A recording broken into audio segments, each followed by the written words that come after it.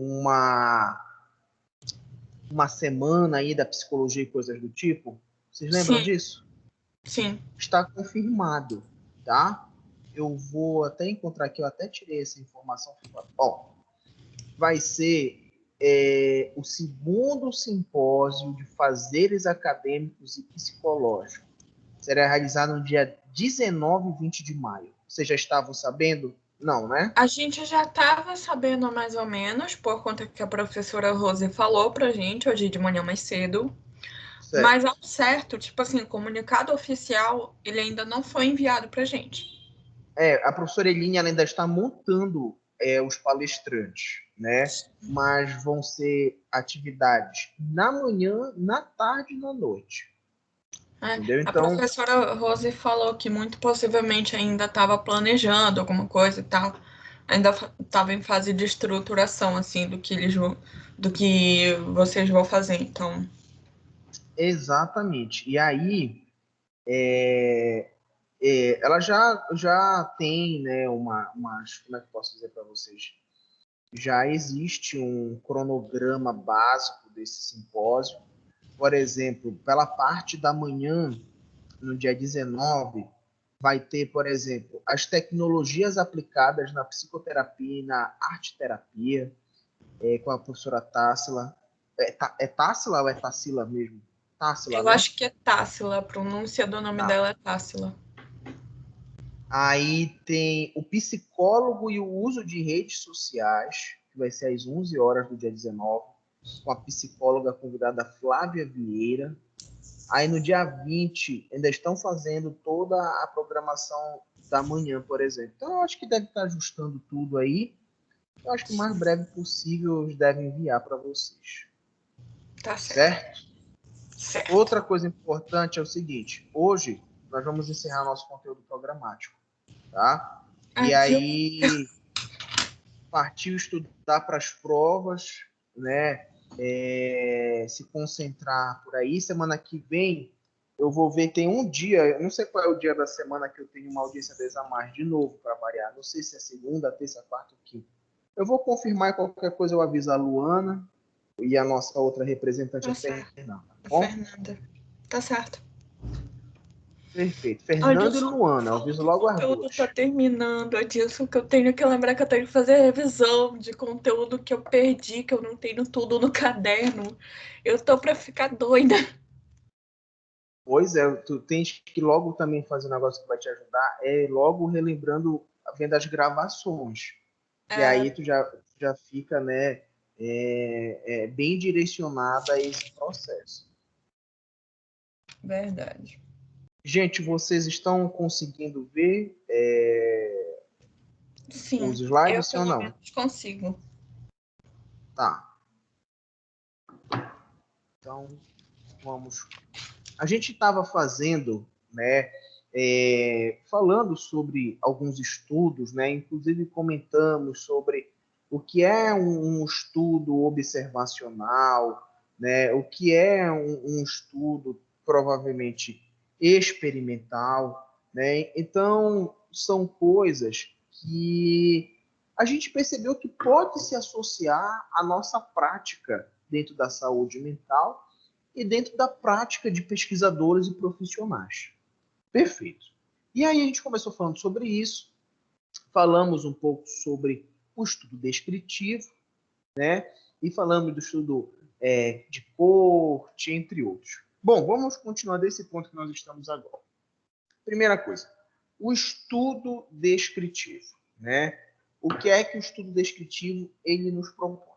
Examina a incidência e prevalência, ou seja, condições relacionadas à saúde segundo tempo, lugar, e responde a perguntas como quando, onde e quem. O que significa isso, professor? Tão confuso, né?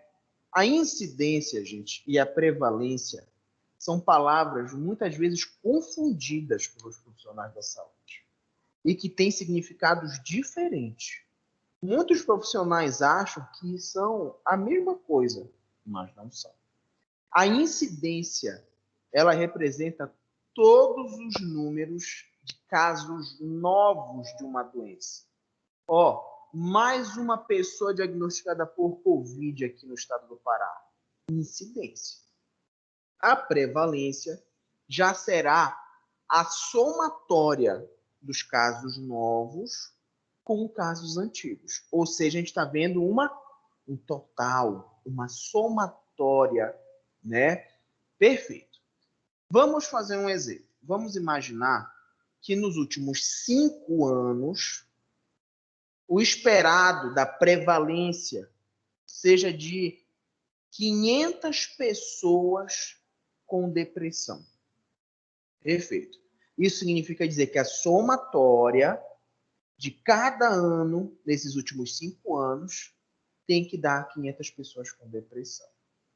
A incidência, ou seja, o número de casos novos da doença, tem que ser de aproximadamente 100 por ano. 100 casos em cada ano, nós temos 500 casos no total.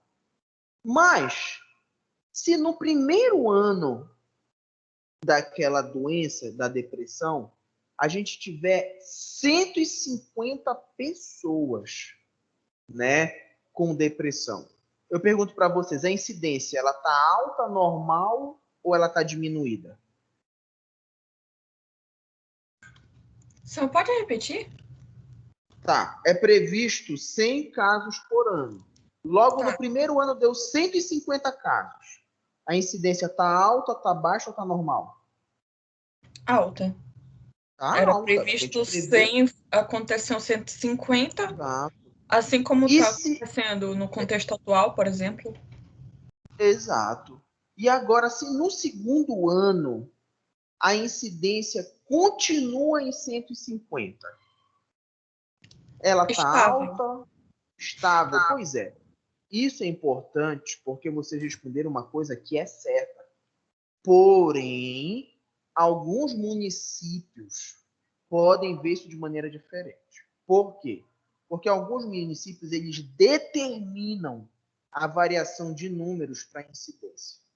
Se o município falar, não, Adilson, nós queremos 100 pacientes, 100 pessoas com depressão por ano. Se passar disso, está em alta. Então, se no segundo ano continuar em 150, a taxa de incidência continua alta. Se nos outros 3 anos que sobrarem, a gente tiver 200 pacientes com depressão, significa dizer que nós tivemos 2 anos de incidência alta, mas a prevalência não alterou ao longo dos 5 anos, porque a gente previa 500 doentes e foi isso que aconteceu. Incidência pode aumentar sem necessariamente modificar a prevalência, tá? Isso é importante para a gente entender, gente, porque às vezes falam assim, vamos dar um exemplo. Olha, no ano de 2010 a 2020, ou seja, um intervalo de 10 anos, nós esperávamos 10 mil profissionais da saúde com transtorno de ansiedade.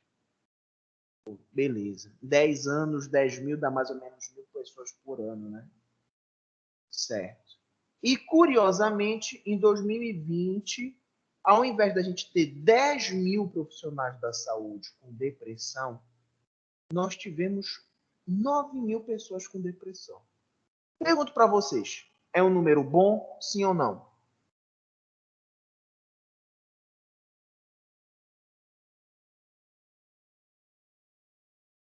Ninguém chuta? Posso falar? Pode falar, fica à Professor, vontade. perdão pela minha leseira, é porque eu estou copiando aqui, então eu tô um Sim, pouco. E hoje o dia também não tá tão legal, pode então ficar eu tô meio tranquilo. voando assim. Certo. Mas vamos lá. Eu perdi um pouco a questão dos dados, então se o senhor puder voltar. Tá, vamos lá. Do ano de 2010 a 2020, ou Uhum, seja, intervalo de 10 anos, a gente esperava 10 mil profissionais da saúde com o transtorno de ansiedade, tá? ok. E aí o que foi que aconteceu? De 2010 a 2020, nós identificamos 9 mil pacientes, 1.000 a menos. Sim. Pergunto para vocês, pelo número, Isso é bom, é ruim ou é normal? É bom. Isso, de certa Certo? forma, é bom, porque foi É bom menos do que o porque foi esperado. menos do que a prevalência, lógico. Mas eu vou fazer uma pergunta para vocês. E se, ao longo desses 10 anos, o ano de 2020 apresentou 8.000 profissionais com transtorno de ansiedade? Aí isso tem uma problemática para a gente. Vocês percebem? A prevalência ficou abaixo do esperado. As pessoas vão olhar e vão falar: olha, professor, que ótimo. Mas quando tu olha lá para o ano de 2020, o ano de 2020 teve uma incidência grotesca dos números de transtorno de ansiedade. Isso nos mostra, gente, como os estudos que nos envolvem, esses estudos epidemiológicos, eles nos mostram coisas que às vezes estão um pouco escondidas, né? Porque quem ouve falar em prevalência e vê, olha, o número esperado de mortes por Covid, que era de 10.000 no primeiro semestre, ficou em 8.000. Aí a gente fala, olha, graças a Deus, né, ficou abaixo, o problema está melhorando. Mas não contam que este último mês foi responsável por 80% desse número. Ou seja, não é tão bom como a gente imaginava. Isso é importante, gente, porque vocês vão trabalhar com saúde pública e vão trabalhar dentro da vigilância epidemiológica da CESPA, vocês vão fazer concurso para a SESMA, né? Ou seja, vão ser profissionais que vão estar diretamente relacionados a esse processo. E como eu falei para vocês, incidência e prevalência tem variação de tempo, né? A gente sempre está usando esses anos como exemplo, e lugares, sempre diferentes uns dos outros. Mas continuando aqui o nosso slide, nós vamos agora falar sobre a parte analítica. Eu falei de números para vocês, não foi tantos mil em 10 anos, tantos mil nos últimos anos, eu só falei de números. Nós não enfatizamos a causa. O estudo analítico, ele vai fazer isso, né? Olha só o que está escrito no nosso conceito. Delineados para examinar a existência de associação entre uma exposição, e uma doença ou condição relacionada à saúde. Perfeito. A gente agora vai começar a tentar explicar o que está acontecendo, né? Aí agora a gente vai voltar para o nosso exemplo que eu dei para vocês, que era aquele, né? Que do ano 2000, do ano de 2010 a 2020, nós esperávamos 10.000 profissionais da área da saúde com transtorno de ansiedade. A gente apresentou só 9.000. Porém, só no ano de 2020 foram 8.000 profissionais com transtorno de ansiedade. Aí agora eu pergunto para vocês, por que vocês acham que no ano de 2020 tiveram tantas pessoas tendo transtorno de ansiedade? O que é que vocês acham? Teve motivo, né, professor? Diga lá. Se acertar, Começo da pandemia, quem acertar, vou logo aprovar aqui na disciplina. Não, Pandemia. Teve Começo da pandemia, prof. Coronavírus. pandemia aí, Covid-19. ênfase, né? Ainda continua. Exato. Na verdade, vocês nem deixaram eu explicar, né? É só se uma pessoa acertar. Cadê meu 10? Mas aí todo mundo acertou, não dá para provar. Agora, Dilson. Cumpra. Sim, Mas olha, mas essa resposta está na cara, né, professor? pois é, mas o pessoal assiste, o pessoal quer logo assim passar rápido, né? Fácil. Mas olha, tanto a Edna, a Luana, a Isabela, né, acertaram. Nós passamos por esse processo que envolve a pandemia e isso, né, desconfigurou um padrão que nós tínhamos, né? É engraçado porque a gente fala tanto aqui da pandemia, né? Na nossa disciplina a gente usou muito esse exemplo, mas isso é porque é o que a gente vive, né? É uma doença que tem, né, desconfigurado tudo, né? Eu vou dizer uma coisa para vocês, eu vou ser sincero com vocês, né? Eu não sei se é a paternidade, mas eu percebo que eu tenho ficado mais emotivo, sabe? Eu fiquei muito triste com a morte do Paulo Gustavo, sabe? Não só pela morte em si, mas por tudo que esse homem lutou, né, para sobreviver. Isso nos afeta, né? E isso nos deixa preocupados, ansiosos pelo cenário, né? Isabela, você quer falar alguma coisa? Está com o seu microfone Sim, ligado? prof. É tipo a questão de que as próprias autoridades negaram 11 vezes para comprar vacina, sendo que já era para estar vacinado aqui um bocado de gente, Pessoas, né? sabe? Pessoas. Agora, no ano passado, em novembro, já era para ter aprovado. E é Poderia até engraçado, mesmo, né, estar vivo ainda, vacinado, mas não. sim.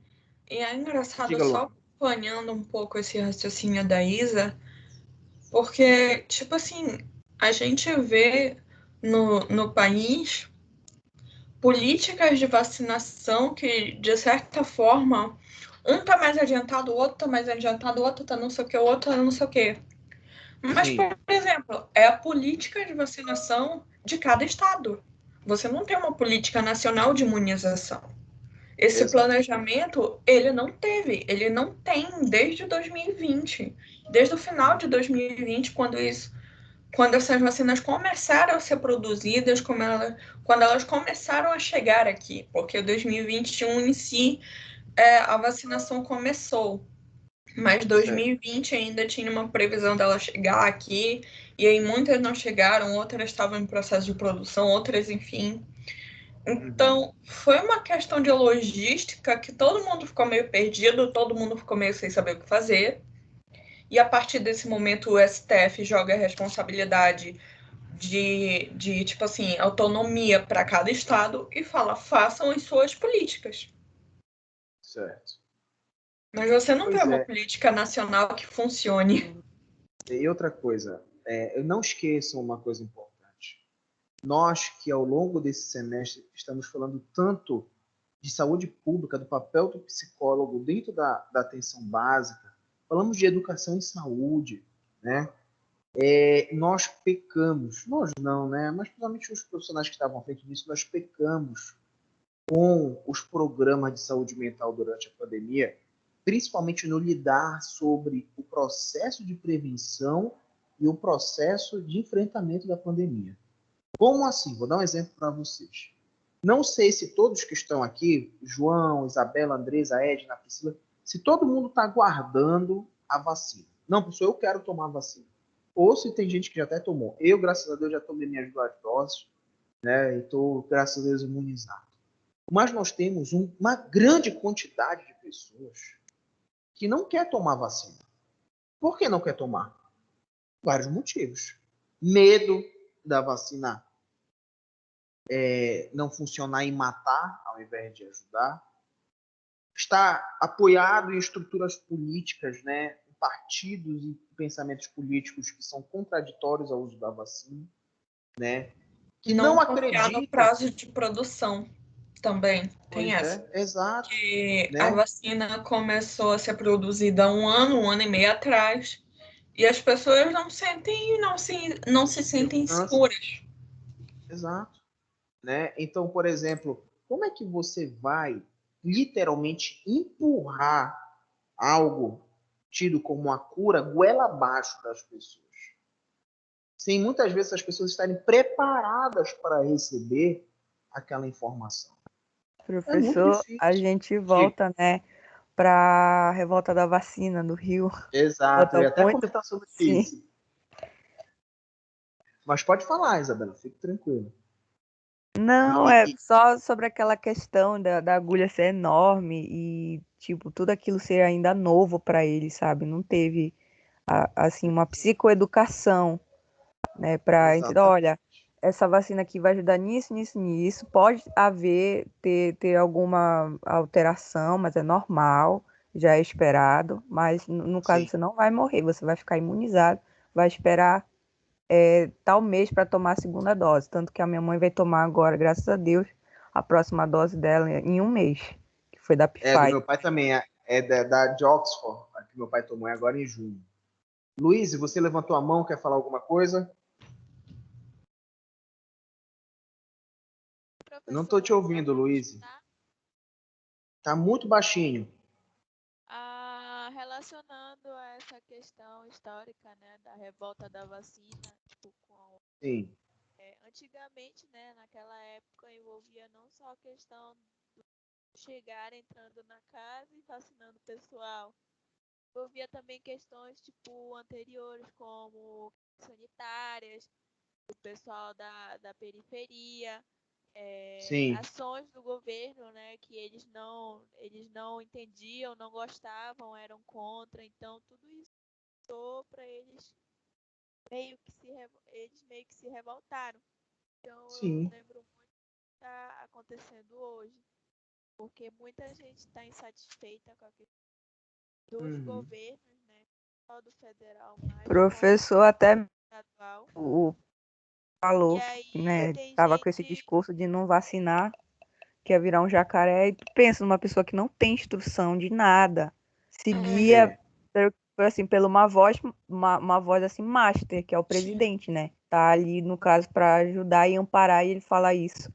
Assusta E as pessoas. acompanhando esse raciocínio da Isa, você também tem uma desinformação muito grande, ao mesmo tempo que você tem muita informação, você também tem uma desinformação muito grande. Porque as pessoas que exato. passam notícias e essas notícias chegam, essas notícias se disseminam e chegam num ponto que você não sabe mais o que é verdade ou não.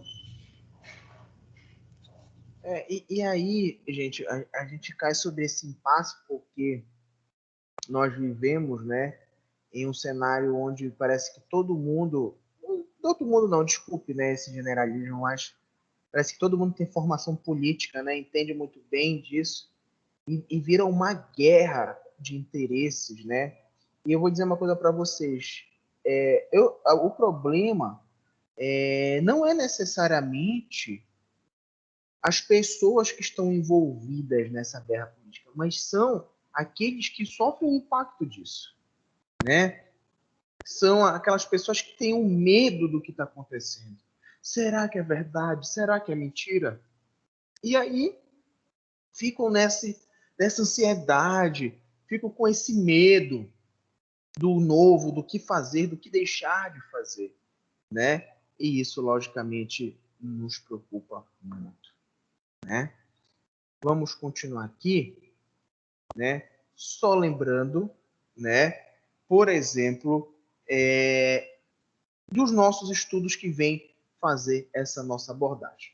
Já falamos aqui do estudo ecológico, mas nós vamos, né, fazer um breve comentário. Olhem só, no estudo ecológico não existe informações sobre a doença, tá? E exposição do indivíduo, mas do grupo populacional como um todo, né? Esse estudo tem algumas vantagens, como, por exemplo, possibilita examinar associações entre exposição e doença. Cara, bacana, né? Então, olha só, ele não vai relacionar um elemento apenas numa exposição individual, mas ele vai avaliar isso dentro de um grupo populacional, se é significativo ou não. A gente já teve essa discussão há alguns tempos atrás, né? E aí a gente comentou algo muito parecido com isso que a gente acabou de ler. Eu falei o seguinte para vocês: vamos imaginar aqui um dado, né? Vamos ver uma notícia na televisão. E foi dito o seguinte: que no ano de 2020, numa cidade lá no estado de São Paulo, 10 pessoas tiveram depressão, né?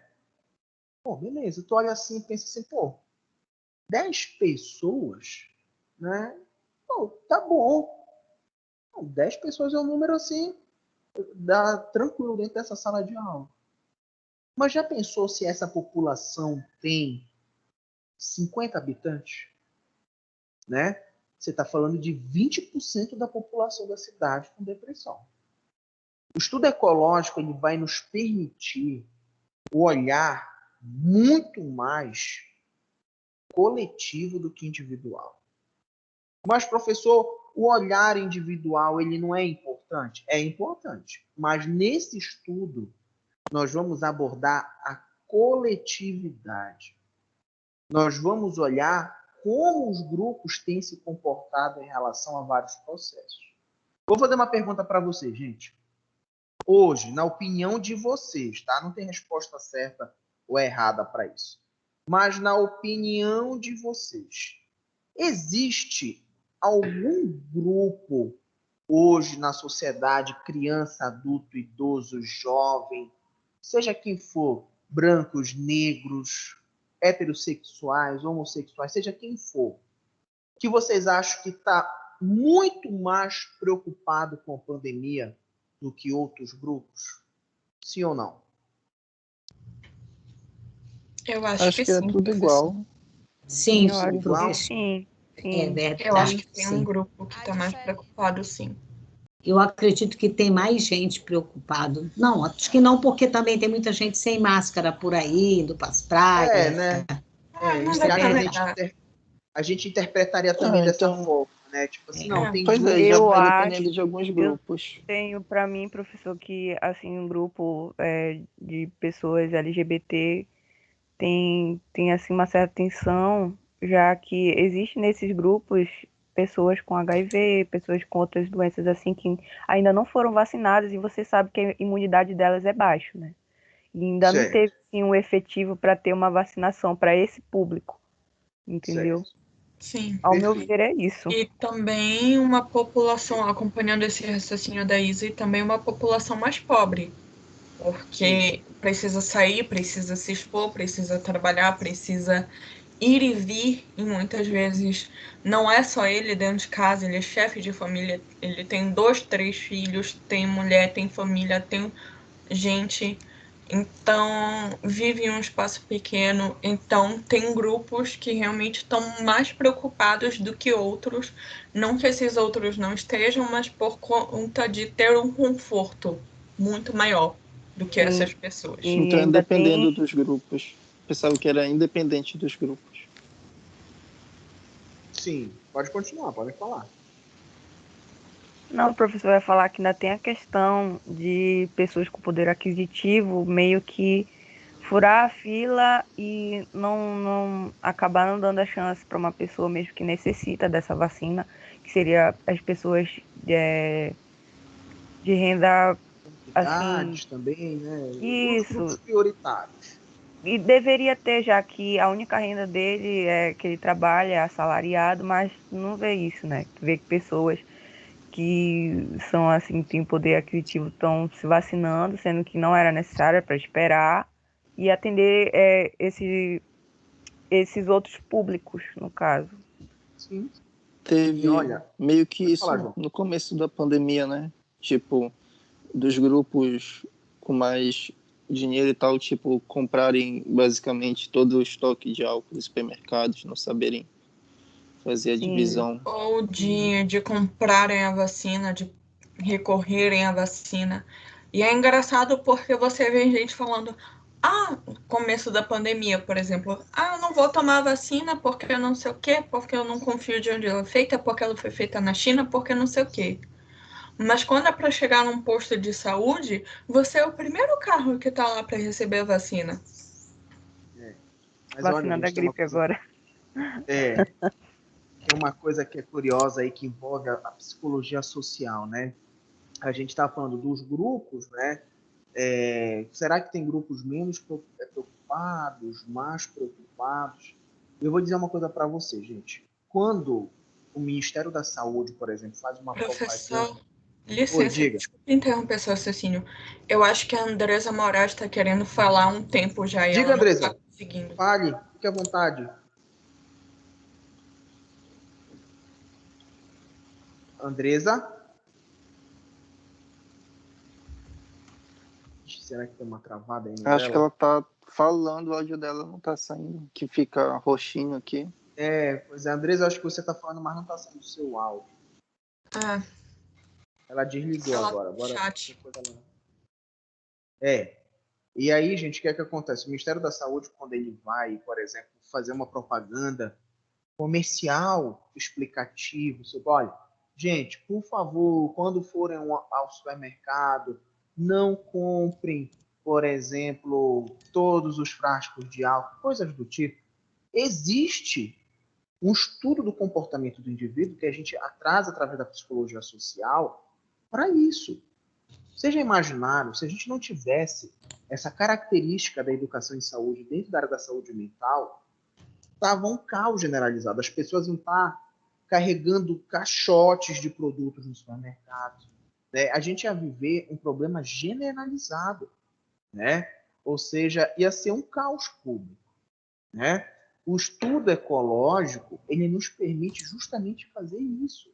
Avaliar quais são os grupos que a gente precisa dar um pouco mais de atenção, os grupos menos preocupados, onde a gente precisa dar ênfase em educação e saúde.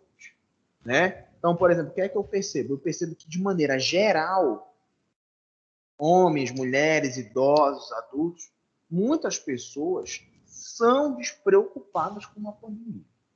Entendeu? Não fazem uso de máscara como é orientado, não descartam máscara. Tem gente que chega em casa, pendura a máscara lá atrás da porta, está usando a mesma máscara há 30 dias. Né? Acontece. Não é mentira o que eu estou falando. Não é verdade? É verdade. Não deixa de ser. Verdade, prof. Isabela, quanto tempo tu tá com a tua máscara aí guardada? Olha, prof, assim, eu não saio muito. Então, eu gosto de usar Então já tem um ano já, descartável. mesma. Não, eu gosto de usar descartável, assim, passar umas 2 horinhas, depois tira, coloca uma outra. Eu acho mais fácil. Olha, a gente vai acreditar em ti, então, tá bom? Assim, quem usa mais máscara aqui é meu pai e minha mãe, que estão trabalhando. O papai, ele trabalha em banco, né? Tem que ter um cuidado, um certo cuidado, né? E a mamãe também trabalha com o público, por isso que ela foi vacinada agora. E Perfeito. eles estão com esse negócio de comprar máscara. Tem variadas aqui. Se a gente quiser depois fazer um brechó para vender, numa boa. Mas olha, vou dizer uma coisa para vocês. Falando sobre isso, antes da gente falar sobre esses estudos seccionais, às vezes quando a gente vai cozinhar em casa, a minha esposa ou eu, ela faz isso. Eu não tenho hábito de fazer isso. Ela, quando vai mexer em alguma coisa assim, tipo um peixe, ela coloca uma luva, né? Para não ficar muito cheiro na mão e tudo. E aí acabou as luvas, ela falou para mim, compra uma caixa de luva M para mim, uma luva de procedimento normal.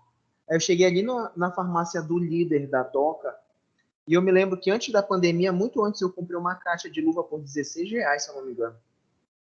Cheguei lá na farmácia do Líder e falei, moça, tem luva, caixa de luva? E tem, senhor. Tá bom. Quanto é que tá? Tá R$222, parece R$220.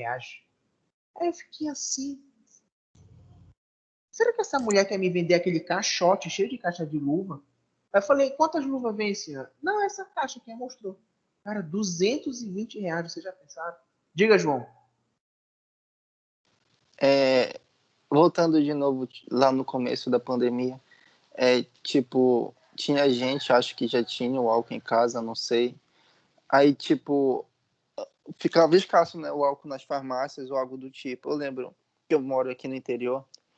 Sim. Aí era difícil, a gente chegava e já não tinha. Aí quando tinha, acabava rápido. Tipo, chegava, a gente tava, tipo, no supermercado, como é perto, né? A gente ia lá e comprava, e, tipo, já ligava para conhecido e falava que tinha. E às vezes eles iam lá e já não tinha. E as pessoas que vendiam na rua vendiam muito caro o álcool de R$50, 100. Eu ia falar disso, havia esquecido. Já pensou R$50, cara? É um absurdo isso. Mas...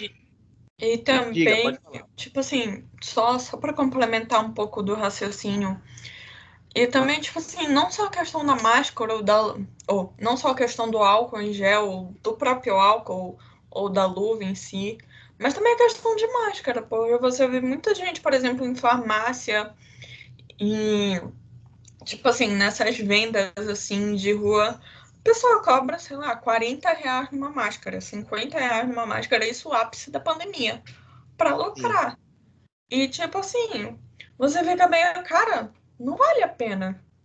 É mais fácil eu recorrer, sei lá, para uma dessas lojas que muito possivelmente possam vender, ou para um desses pequenos pequenos empreendedores e tal que formularam as suas vendas e que adaptaram as suas vendas e que tem um preço um pouco mais em conta. Porque não vale a pena. Você chega no supermercado e tem álcool a R$ 70, R$ 80, quase R$ 100. Já vi algo assim, Luana, por lá. Uou. Sim. Pois é, gente. E aí, por exemplo, né, isso ainda nos mostra ainda mais, né? Tu já pensou aquele indivíduo que, por exemplo, ele luta muitas vezes para ganhar um salário mínimo, preocupado, ansioso pela pandemia, ainda tem que enfrentar essa questão, né, das pessoas procurando, como é que eu posso dizer para vocês, o super lucro, né, dentro de um momento como esse, isso aumenta ainda mais a tensão, né, os riscos de ansiedade. Mas olhem só. Professor, Pode falar. Diga, fique à vontade. eu lembro também que no começo viralizou, que eu falei mais cedo, né, na outra fala, tipo, nos mercados, tipo, os ricos, né, acabando o estoque de álcool.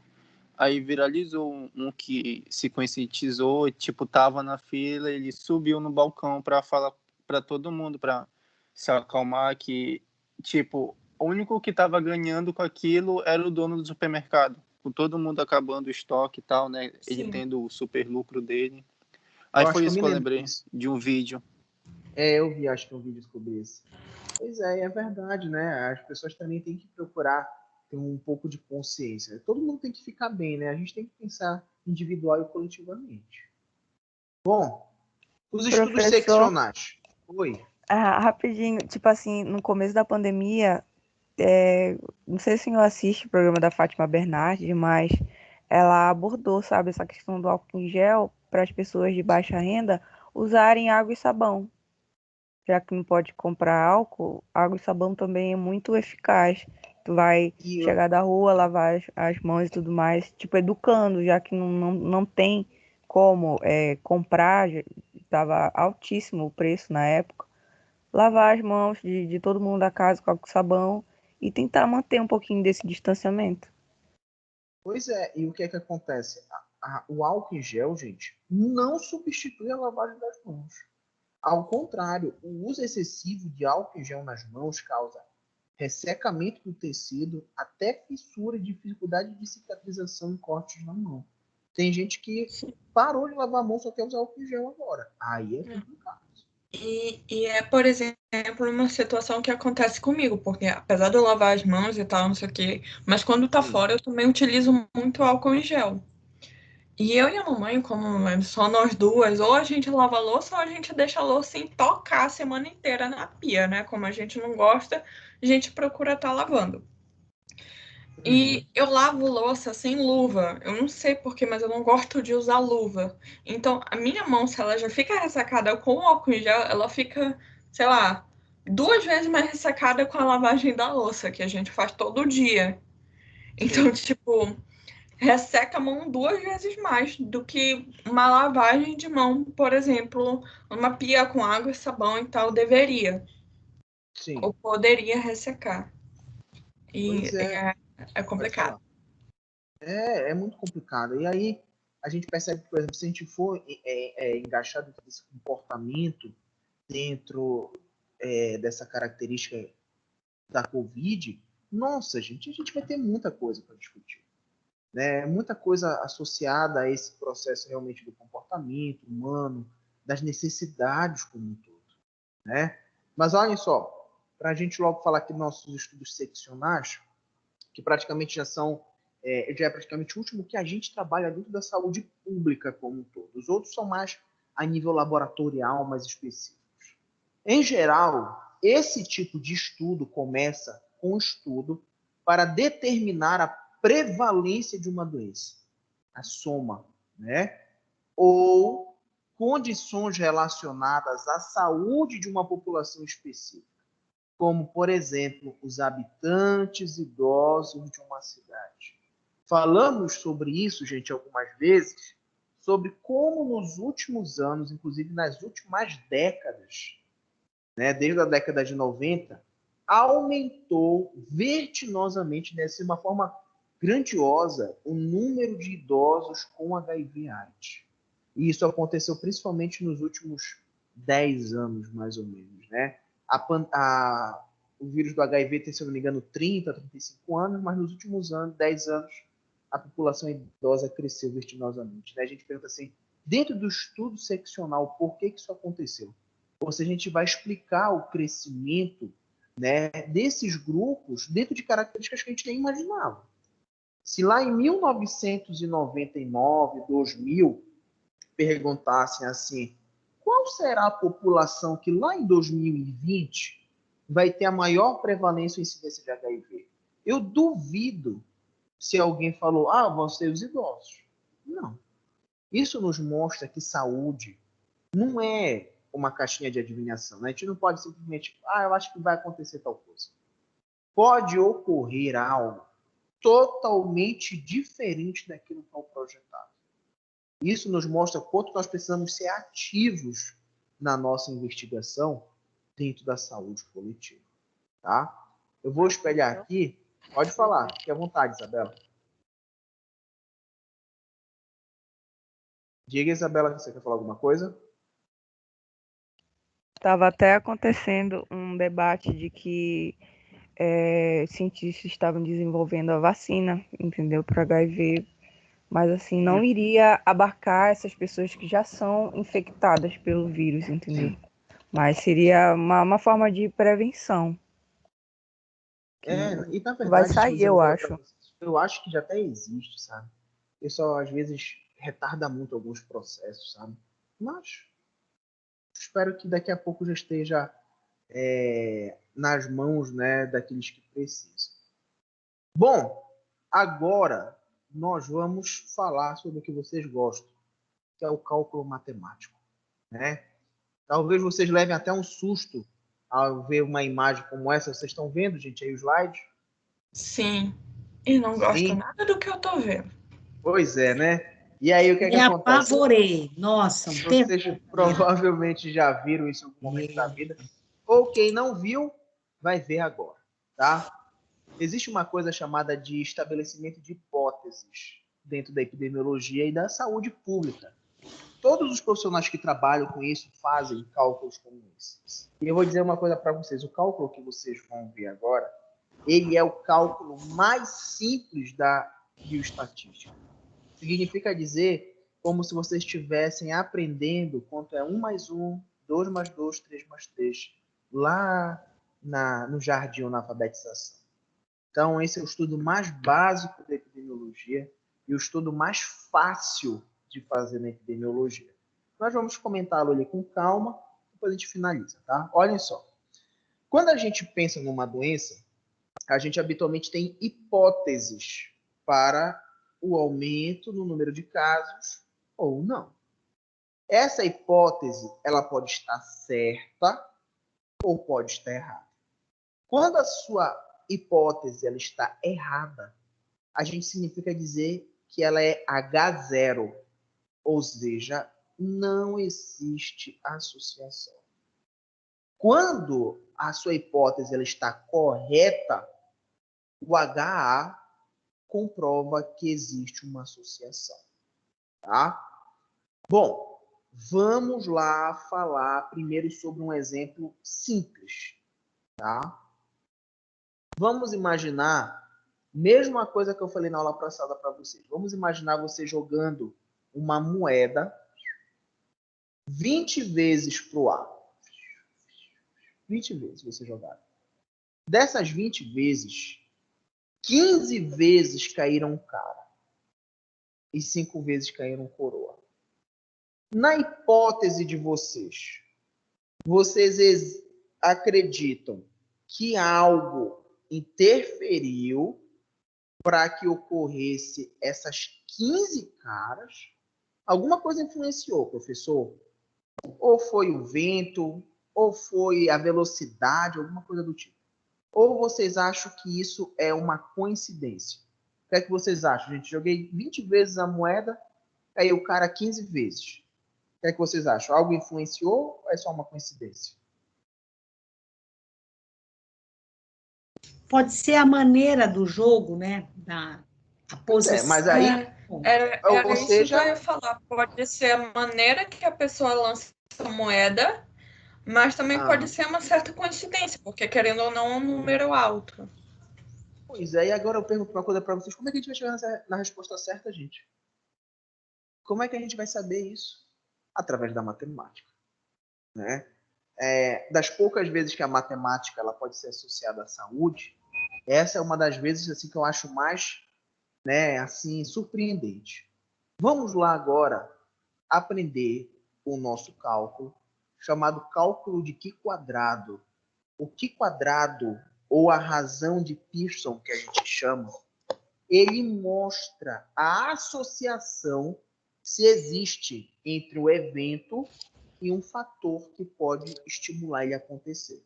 No nosso caso, é a moeda. Beleza.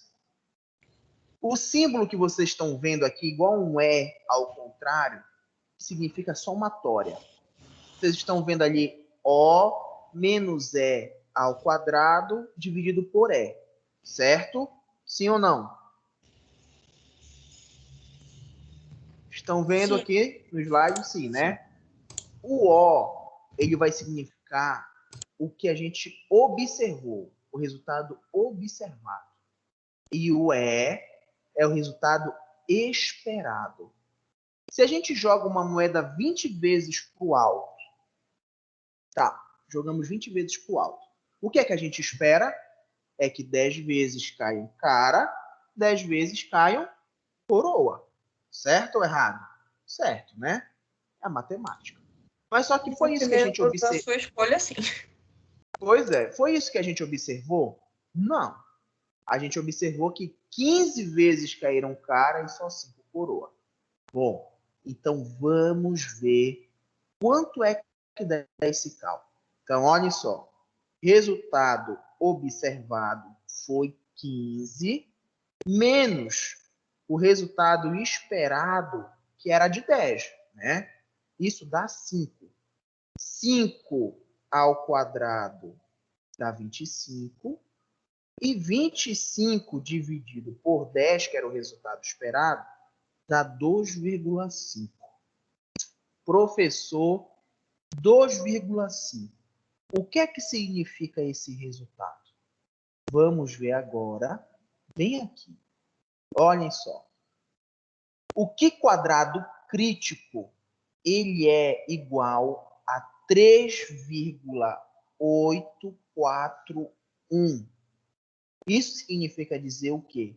Que todo o resultado acima, né, daquele valor, todo o resultado acima de 3,8 significa dizer que existe algo que está interferindo naquele resultado. No nosso exemplo da moeda, deu 2,5. É maior ou é menor do que 3,8, gente? Menor, certo? Gente, respondam que é para me entender que vocês estão entendendo. Certo, né? Isso significa dizer que não há um fator que está exercendo influência naquele evento. Eu dei um exemplo muito simples para vocês, mas vamos agora usar um exemplo na área da saúde, tá? Vamos usar um exemplo aqui. Vamos imaginar o seguinte. Vamos voltar aqui para a nossa imagem que tem um cálculo. E vamos imaginar que a taxa, né? A taxa de incidência vamos dizer que não sei, do câncer de mama é de 50 para cada 100 mil habitantes. Beleza. 50 para cada 100 mil habitantes. No ano de 2020, essa taxa foi para 200 para cada 100 mil habitantes. Será que alguma coisa influenciou nesse crescimento? Ou foi uma simples aleatoriedade? Vamos calcular, né? Então, olhem só. O que foi observado? 200 a cada 100 mil habitantes. Menos o que era o esperado? 50, né? Então, menos 50 é igual a 150. 150 ao quadrado dá 22.500. 22.500 dividido por 50 é igual a 450. Pergunto para vocês, 450 é maior ou menor do que 3,8?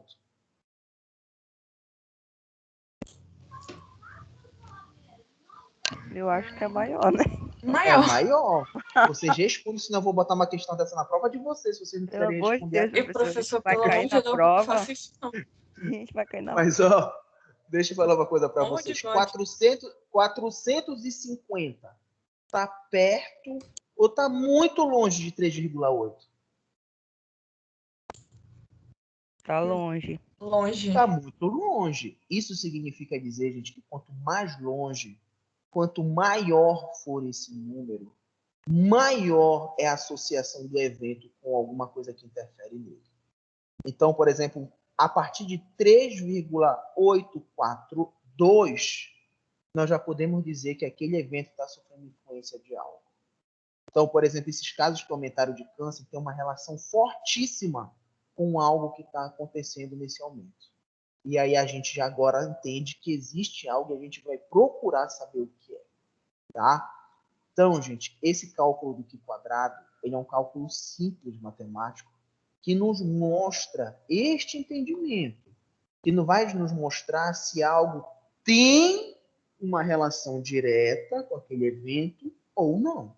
No nosso exemplo da moeda, ó, uma aleatoriedade.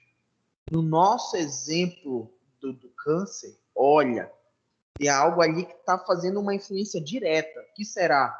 Não sei. Vou descobrir, mas agora eu sei que tem. E, gente, pasmem o que eu vou falar para vocês. Que quadrado não falha. Tá?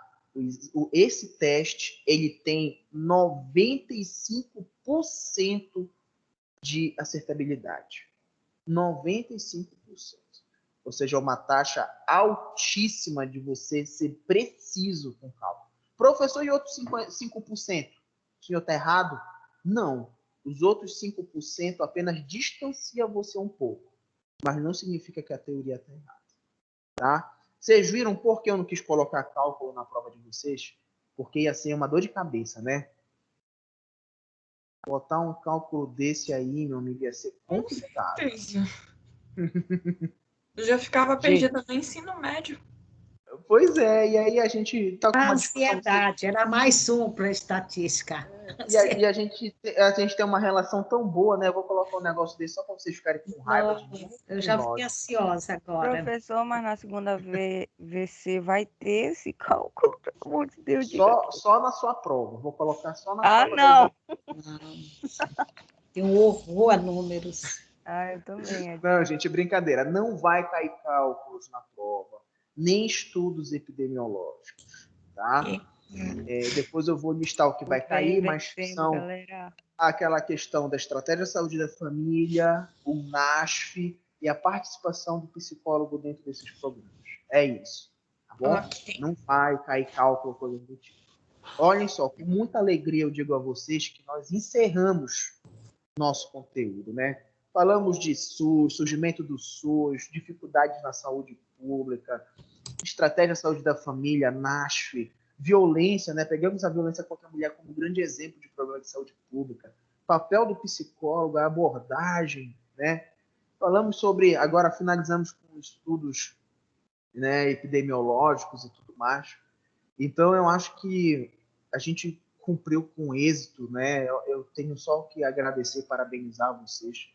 Como sempre, vocês sempre foram muito participativos, sempre acrescentaram muito nas nossas aulas. Isso fez com que a gente aprendesse muito mais rápido, né?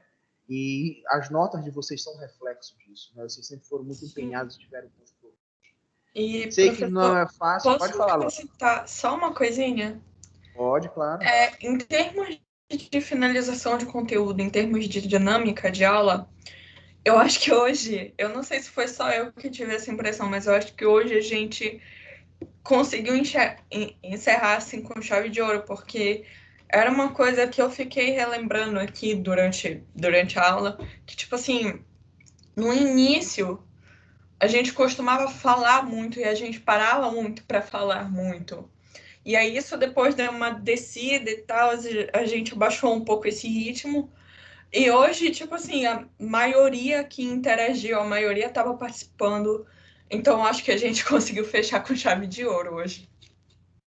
E às vezes, né, depende muito do dia, as pessoas estão às vezes um Sim. pouco mais ocupadas, assim, um pouco mais cabisbaixas, É. mas o importante é que eu acho que hoje todo mundo, todos vocês vão sair daqui para o próximo semestre, um dia, falando assim, não, eu sei o que é que uma estratégia de saúde da família quer fazer. Eu sei Eu como sei que eu o que é que o NASH... Pois é, eu sei o que é que o NASH quer. Eu sei o que eu posso fazer na saúde pública. Eu sei o que o SUS representa para o Brasil, né? E é isso que é importante, gente. A disciplina não é para vocês decorarem algo e fazerem prova. Não tem lógica nisso, né? Vocês têm que realmente aprender e tudo mais. A partir da nossa semana que vem, nós vamos ter... Na outra semana vai ter aquele encontro, né, da psicologia. Eu vou confirmar qual é o dia certo. Vou ver como é que vai ficar o calendário das audiências que eu tenho, se vai bater com alguma aula de vocês. Mas nós vamos apenas fazer revisões breves do conteúdo de vocês, tá? Tá, okay. Então, por exemplo, se terça-feira tiver... Pode falar. Perdão, desculpa novamente interromper a sua linha de raciocínio. É porque, segundo o calendário acadêmico, as nossas provas dessa segunda avaliação agora, elas começam dia 1º de junho, se eu não estou enganada. Só que detalhe, esse período é de 6 dias. Eu não sei se o senhor sabe, mas a gente tem 8 disciplinas e seriam uma prova a cada dia, né? Então pode ocorrer desse calendário de provas ser modificado para a gente, pelo menos. Eu acho que as outras turmas não, dependendo de quantas disciplinas elas tiverem, dependendo de como for para elas. Mas o nosso eu acho que pode ser alterado por conta dessas 8 disciplinas e esses 6 dias. Perfeito. Tá, tudo bem, a gente vai vendo isso tudo e eu vou até antecipar. Desculpa, eu vou até antecipar aqui para vocês. Deixa eu ver aqui. Eu tenho audiência da ESA+, nos dias 11, 18, 20, 21, 25, sendo que 4 desses dias são 3 terças e 1 quinta. Ui. Mas, se eu não me engano, eu não sei se vai cair nos horários de vocês de aula. Então, o que é que eu vou orientar vocês? Toda semana, tá? Perto da aula de vocês, por exemplo, na segunda-feira, eu sempre vou entrar em contato com a Luana, com a Fernanda, e vou falar, gente, amanhã tudo normal. Gente, amanhã nós vamos fazer uma revisão de 11h30 a meio-dia. Gente, amanhã nós vamos fazer isso, isso, isso. Já falei com a professora Eline sobre isso, mas o importante é que realmente o nosso conteúdo, ele acabou, tá? E agora vocês vão se focar apenas em estudar e passar o semestre, aproveitar que vocês ainda têm aí uma boa estrada pela frente, né? Mas tenho certeza que o que perguntarem de SUS para vocês daqui a pouco, vocês vão estar por dentro. Sim, sim. Tá certo, gente? Certo. Professor, antes de a gente encerrar, uma última questão, eu prometo. Diga. Com relação às atividades, tiveram 2 até agora. Vai ser mandada mais uma atividade ou vai ficar só essas 2? Só essas atividades. Ok, beleza, então. Bom, porque o que é que acontece? Eu não sei se esse seminário, não me lembro se a semana de psicologia vai valer algum ponto. Eu acho que não. Mas se valer, cada trabalho vai ficar valendo. Eu acho que vale carga horária. Esse segundo simpósio deve valer carga horária, porque o primeiro valeu carga horária, se eu não me engano.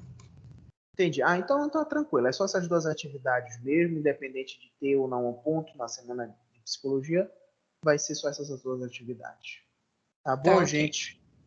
Certo. Então fiquem com Deus, sucesso aí para vocês, muita saúde, que a gente se reencontre em algum dia de maneira presencial. Até hoje, eu só conheço de maneira presencial a Luana, a Fernanda e a Luísa. Eu ainda cheguei para aula, eu nem me lembrava disso, ainda cheguei presencialmente. Primeira semana primeiro dia de aula. Foi. Mas quem sabe a gente se encontra aí nos próximos semestres, se esbarra. E olha, provavelmente eu não vou reconhecer vocês, porque eu não conheço vocês pessoalmente, né? Mas vocês podem falar, ei, professor, eu sou o João, eu sou a Priscila, a Isabela, a Andresa, tá? Edna, entre outros. Então tá, gente. Bom final de semana, prof. Bom almoço. Grande beijo, bom almoço. Tchau, tchau. Presencial. Até semana que vem. Tchau. Tá Boa bom, fim de semana. tchau. Saúde.